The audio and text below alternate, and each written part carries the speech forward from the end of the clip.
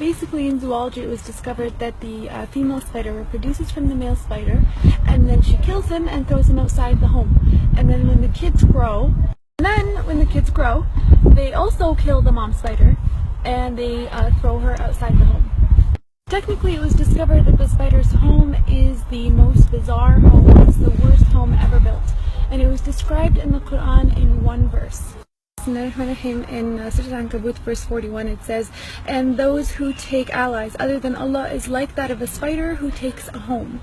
And indeed the weakest of homes is the home of the spider, if only they knew," is how the verse ended. SubhanAllah, people always knew the physical weakness and the flimsiness of the spider's home.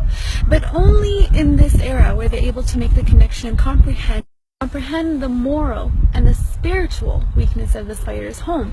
Hence why at the end of that verse it says, "if only they knew." Still, Allah subhanahu wa ta'ala had named an entire chapter, an entire surah after this creature. Spoke about the actual spider in one verse. The rest of the surah was about fitan, sins and temptations.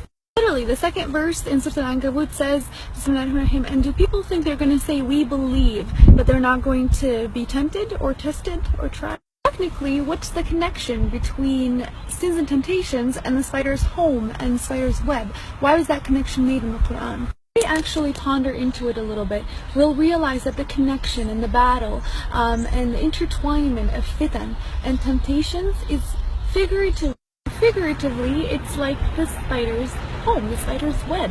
Temptations are everywhere. There's a lot of them, and sometimes they're very intertwined and connected, where sometimes it becomes very difficult for the fitan or temptations to be individually distinguished.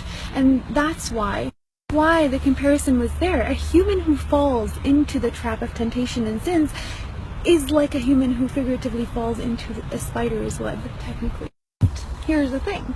If we decide to leave that trap through seeking our Lord with His power and our will, that trap becomes very weak.